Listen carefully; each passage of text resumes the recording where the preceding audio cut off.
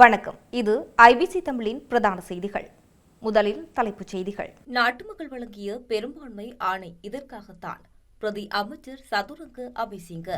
சர்வதேச வலிந்து காணாமல் ஆக்கப்பட்டோர் மாநாட்டுக்கு விடுக்கப்பட்டுள்ள அழைப்பு. புடின் எந்த நெட்டோ நாடுகள் மீதும் தாக்குதல் நடத்த மாட்டார் உறுதியாக கூறும் ட்ரம்ப். நேபாளத்துக்கு இலங்கை அரசாங்கம் $1 மில்லியன் நிதியுதவி. பரீட்சை முறைகேடு அதிரடியாக கருப்பு பட்டியலில் இணைக்கப்பட்ட 461 அதிகாரிகள். வடக்கு கிழக்கை சுட்டரிக்கப் போகும் வகையில் வளிமண்டலவியல் திணைக்களம் எச்சரிக்கை. 7 கோடி ரூபாய் மதிப்புள்ள போதைப்பொருளுடன் சிக்கிய தம்பதி. திருமணமலை எண்ணெய் தாங்கிகள் நீண்டகால குத்தகைக்கு வழங்க நடவடிக்கை. வெளியான அறிவிப்பு. தொடர்பான விரிவான செய்திகள்.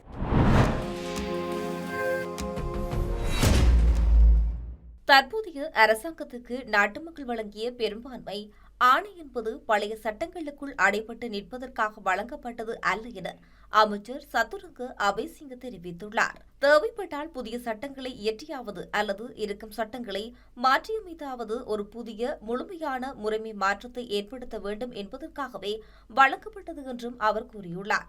இது தொடர்பில் ஊடகங்களிடம் அவர் மேலும் கூறும்போது, மக்கள் எந்த வரலாற்று சிறப்புமிக்க ஆணையை 3 பிரதான காரணங்களுக்காக வழங்கியுள்ளார்கள். முதலாவது, பழைய அரசியல் கலாச்சாரத்தை மாற்றி பிள்ளைகள் நிம்மதியாக வாழக்கூடிய சூழலை உருவாக்குவது. இரண்டாவதாக, சட்டம் மற்றும் நீதியின் ஆட்சியை உறுதிப்படுத்துவது. மூன்றாவதாக, வங்குரோந்தான பொருளாதாரத்தை மீட்டு முன்னோக்கி செல்வது என்பனவாகும். நாட்டின் வரலாற்றையே முதன்முறையாக அரசியல்வாதிகள், பெரும் தொழில் உரிமையாளர்கள் மற்றும் பாதாள உலக குற்றவாளிகள் உட்பட அனைவரும் சட்டத்தின் முன் நிறுத்தப்பட்டு சட்டம் தன் கடமையை செய்யும் நிலை தற்போது உருவாக்கப்பட்டுள்ளது. முற்றிலும் வீழ்ச்சியடைந்திருந்த இலங்கையின் பொருளாதாரம் தற்போது ஆசிய பிராந்தியத்திலே மிகவும் வலுவான பொருளாதாரமாக மாற்றப்பட்டுள்ளதோடு அந்நிய செலாவணி நெருக்கடியில் இருந்து நாடு தற்பொழுது நேர்மறையான நிலைக்கு மீண்டெழுந்துள்ளது. போக்குவரத்து, கல்வி, டிஜிட்டல் தொழில்நுட்பம் மற்றும் ஏற்றுமதி துறைகளிலும் தொடர்ச்சியான சீர்திருத்தங்கள் ஏற்பட்டு வருவதால் மக்கள் எதிர்பார்த்த முறைமை மாற்றத்தின் பெரும்பகுதியை கடந்த 2 ஆண்டுகளுக்குள் அரசாங்கம் வெற்றிகரமாக நிறைவேற்றியுள்ளது என தெரிவித்துள்ளார். 30ஆம் தேதி அனுஷ்டிக்கப்படவுள்ள சர்வதேச வலிந்து காணாமல் ஆக்கப்பட்டோர் தினத்தையொட்டி வடக்கு கிழக்கு வலிந்து காணாமல் ஆக்கப்பட்டோர் சங்கம் ஏற்பாடு செய்துள்ள சர்வதேச மாநாட்டுக்கு அனைத்து தரப்பினரும் முழுமையான ஆதரவை வழங்க வேண்டும் என தாயக செயலணி அழைப்பு விடுத்துள்ளது. யாழ் ஊடக மையத்தில் நேற்று நடைபெற்ற ஊடகவியலாளர் சந்திப்பின் போதே இந்த விடயமானது கூறப்பட்டுள்ளது. எதிர்வரும் 30ஆம் தேதி இடம்பெறவுள்ள சர்வதேச மாநாட்டில் அனைத்து தரப்பினரும் கலந்து கொண்டு அதனை சிறப்பிக்க வேண்டும் என தாயக செயலணி கேட்டுக் கொண்டுள்ளது. தமிழர்களின் இனப்படுகொலைக்கு சர்வதேச நீதி கோரி முன்னெடுக்கப்பட்ட நீதியின் மூலம் 2 போராட்டத்தின் இறுதி நாளில் வாசிக்கப்பட்ட அறிக்கை ஐக்கிய நாடுகள் சபையின் அலுவலகத்தில் கையளிக்கப்பட்டுள்ளது என தாயக செயலணி தெரிவித்துள்ளது. எதிர்வரும் செப்டம்பர் 8ஆம் தேதி முதல் ஒரு மாத காலத்துக்குள் தமிழர் தாயகம் தழுவிய ரீதியில் விழிப்புணர்வு வீதி நாடகங்கள் மற்றும் தெருக்கூத்துகளை நடத்த ஏற்பாடு செய்துள்ளது. குறிப்பாக இளைஞர்கள் மற்றும் பாடசாலை மாணவர்களிடையே போதைப்பொருள் பாவனைக்கு எதிரான விழிப்புணர்வை ஏற்படுத்தும் வகையில் இந்த நிகழ்வுகள் வடிவமைக்கப்பட்டுள்ளதாகவும் பொதுமக்கள் முழுமையான ஒத்துழைப்பை வழங்க வேண்டும் என தாயக செயலணி கேட்டுக் கொண்டுள்ளது.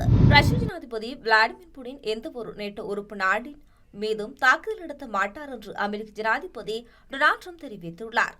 அத்துடன் இந்த வார தொடக்கத்தில் CIA இயக்குநர் ஜான் டாக்லிஃப் இதுகுறித்து ரஷ்ய அதிகாரிகளுக்கு எச்சரிக்கை விடுத்ததாக வெளியான ஊடக செய்திகளை அவர் மறுத்துள்ளார். முன்னதாக ஊடகம் ஒன்றுக்கு அளித்த தொலைபேசி நேர்காணலில் உளவுத்துறை அதிகாரிகளை சந்திப்பதற்காக செவ்வாயன்று ரஷ்ய ஜனாதிபதி CIA இயக்குநர் எந்தவொரு குறிப்பிட்ட எச்சரிக்கை செய்தியை கொண்டு செல்லவில்லை என்றும் வழக்கமான சந்திப்பையை மேற்கொண்டார் என ட்ரம்ப் விளக்கியுள்ளார்.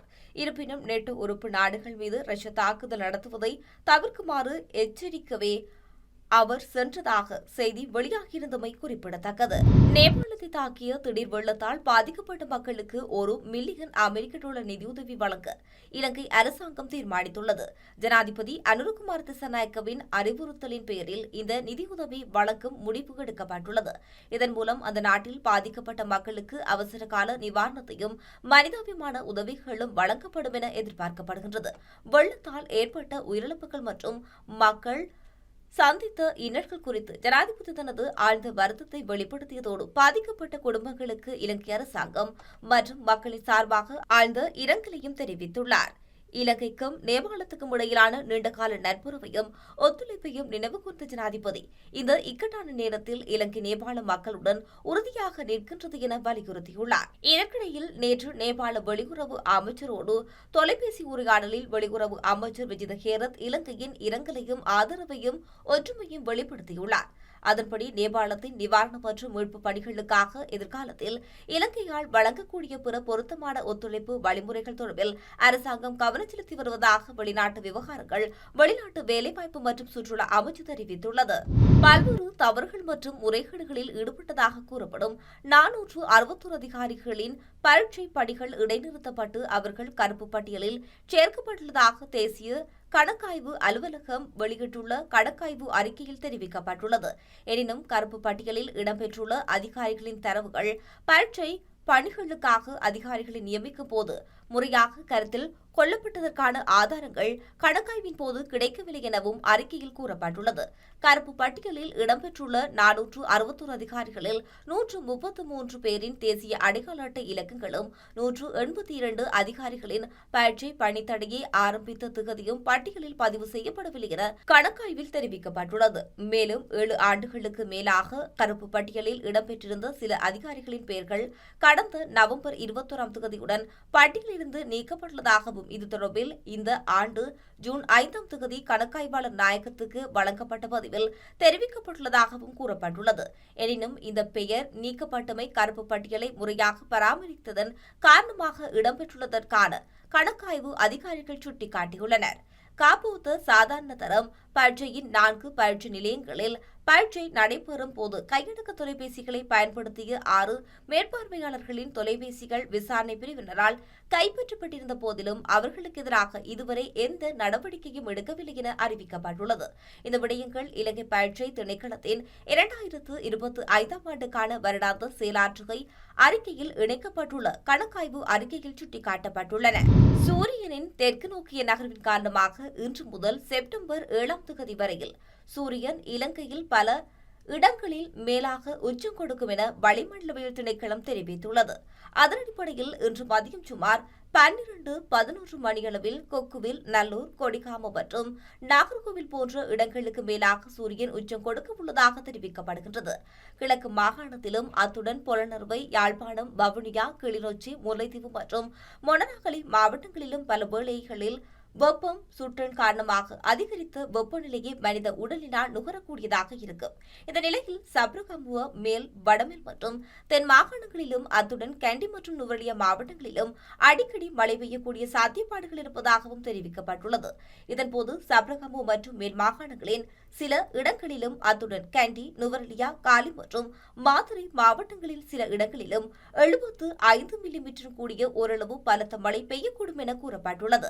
அதேவேளை உவா மாகாணத்தின் சில இடங்களிலும் அத்துடன் அம்பாறை மற்றும் மட்டக்களப்பு மாவட்டங்களில் சில இடங்களில் பிற்பகல் 2 மணிக்கு பின்னர் மழை அல்லது இடியுடன் கூடிய மழை பெய்யக்கூடிய வாய்ப்புகள் காணப்படுகின்றது. நாட்டின் ஏனைய பிராந்தியங்களில் வறட்சியான வானிலை நிலவக்கூடும். அத்தோடு மத்திய மலை பிராந்தியத்தின் மேற்கு சரிவுகளிலும் வடக்கு, வடமத்திய மற்றும் வடமேல் மாகாணங்களிலும் அத்துடன் திருகோணமலை, மொனராகலை, ஹம்பாந்தோட்டை மற்றும் மாத்தளை மாவட்டங்களிலும் மணித்தியாலத்துக்கு சுமார் 40 தொடக்கம் 50 கிலோமீட்டர் வேகத்தில் அடிக்கடி பலத்த காற்று வீசக்கூடும் என கூறப்பட்டுள்ளது. இந்த நிலையில் பலத்த காற்றும் மின்னல் தாக்கங்களும் ஏற்படக்கூடிய சந்தர்ப்பங்களில் பொதுமக்கள் அவதானத்துடன் செயற்படுமாறு கேட்டுக் கொள்ளப்பட்டுள்ளனர். மாத்தறையில் அழகு நிலையம் ஒன்றை நடத்தி வந்த தம்பதியினர் சுமார் 7 கோடி ரூபாய் மதிப்புள்ள பெருமளவு போதைப்பொருளுடன் கைது செய்யப்பட்டுள்ளனர். மாத்தறை பிரதேச குற்றப்புலனாய்வு பிரிவு அதிகாரிகள் மேற்கொண்ட சிறப்பு நடவடிக்கையின் போதே இவர்கள் இருவரும் கைது செய்யப்பட்டதாக காவல்துறையினர் தெரிவித்துள்ளனர். கைது செய்யப்பட்ட சந்தேக நபரிடமிருந்து ஐஸ் எனப்படும் கிறிஸ்டல், மெத்தம்பெட்டைன் மற்றும் ஹெரோயின் ஆகிய போதைப் பொருட்கள் கைப்பற்றப்பட்டுள்ளது. இவ்வாறு கைப்பற்றப்பட்ட போதைப் பொருட்களின் சந்தை மதிப்பு சுமார் 7 கோடி ரூபாய் என மதிப்பிடப்பட்டுள்ளது. இந்த போதைப் பொருட்கள் பெறப்பட்ட மூலத்தை கண்டறியவும் இதன் பின்னணியில் ஏதேனும் பெரிய போதைப்பொருள் கடத்தல் வலையமைப்புகள் தொடர்பு உள்ளதா என்பது குறித்தும் காவல்துறையினர் தொடர்ந்து தீவிர விசாரணைகளை மேற்கொண்டு வருகின்றனர். திருகோணமலையில் எண்ணெய் தாங்கிகளில் பராமரிக்காமல் கைவிடப்பட்டுள்ள 29 எண்ணெய் தாங்கிகளை நீண்டகால குத்தகை அடிப்படையில் தனியார் முதலீட்டாளர்களுக்கு வழங்க நடவடிக்கை முன்னெடுக்கப்பட்டுள்ளது. இது தொடர்பான தகவல்களை இலங்கை பெட்ரோலிய கூட்டுத்தாபனத்தின் முகாமைத்துவ பணிப்பாளர் மயூர நெத்திகுமார அறிவித்துள்ளார். திருகோணமலை எண்ணெய் தாங்கி மறுசீரமைப்பு தொடர்பில் ஊடகங்களுக்கு கருத்தினை வெளியிடும் போதே அவர் இதனை குறிப்பிட்டுள்ளார். திருகோணமலை எண்ணெய் தாங்கிகளில் இலங்கை பெட்ரோலிய கூட்டுத்தாபனத்துக்கு சொந்தமான எண்ணெய் தாங்கிகளை மறுசீரமைப்பதற்கு உரிய நடவடிக்கைகள் எடுக்கப்பட்டுள்ளன. பெட்ரோலிய டெர்மினல் லிமிடெட் நிறுவனத்துக்கு சொந்தமான 61 தாங்கிகள் 29 தாங்கிகள் முறையாக பராமரிக்கப்படாமல் கைவிடப்பட்ட நிலை காணப்படுகின்றது. இந்த 29 தாங்கிகளை நீண்டகால குத்தகை அடிப்படையில் தனியார் முதலீட்டாளர்களுக்கு வழங்க தீர்மானிக்கப்பட்டுள்ளது. இதற்கான விண்ணப்பங்கள் கோரப்பட்டுள்ளன. வெகு விரைவில் இந்த பணிகள் நிறைவுபடுத்தப்படும். இலங்கை பெட்ரோலிய கூட்டுத்தாபனத்தின் கண்காணிப்புக்கு அமைவாக 2 தாங்கிகள் முழுமையாக புனரமைக்கப்பட்டுள்ளன. 3 தாங்கிகள் தற்போது புனரமைக்கப்பட்ட வண்ணம் காணப்படுகின்றது. இவை அனைத்தும் வெகு விரைவில் நிறைவு செய்யப்படும். திருகோணமலை எண்ணெய் தாங்கிகளில் இருந்து உச்சபயனை பெற்றுக் கொள்வதற்கு உரிய நடவடிக்கைகள் முன்னெடுக்கப்பட்டுள்ளன. தேசிய மற்றும் சர்வதேச மட்டத்திலும் அதற்குரிய ஒத்துழைப்புகள் பெற்றுக் கொள்ளப்படும் என அவர் தெரிவித்துள்ளார். செய்தி நிறைவாக மீண்டும் தலைப்புச் செய்திகள். நாட்டு மக்கள் வழங்கிய பெரும்பான்மை ஆணை இதற்காகத்தான். பிரதி அமைச்சர் சதுரங்க அபிசிங்க. சர்வதேச வலிந்து காணாமல் ஆக்கப்பட்டோர் மாநாட்டுக்கு விடுக்கப்பட்டுள்ள அழைப்பு. புடின் எந்த நெட்டோ நாடுகள் மீதும் தாக்குதல் நடத்த மாட்டார் உறுதியாக கூறும் ட்ரம்ப். நேபாளத்துக்கு இலங்கை அரசாங்கம் $1 மில்லியன் நிதியுதவி. பரீட்சை முறைகேடு அதிரடியாக கருப்பு பட்டியலில் இணைக்கப்பட்ட 461 அதிகாரிகள். வடக்கு கிழக்கை சுட்டரிக்கப் போகும் வகையில் வளிமண்டலவியல் திணைக்களம் எச்சரிக்கை. 7 கோடி ரூபாய் மதிப்புள்ள போதைப் பொருளுடன் சிக்கிய தம்பதி. திருகோணமலை எண்ணெய் தாங்கிகள் நீண்டகால குத்தகைக்கு வழங்க நடவடிக்கை. வெளியான அறிவிப்பு. இத்துடன் ஐபிசி தமிழின் பிரதான செய்திகள் நிறைவு பெறுகின்றன. செய்திகளை உடனுக்குடன் அறிந்து கொள்ள ibctam.com என்ற எமது இணையதளத்தை பார்வையிடுங்கள்.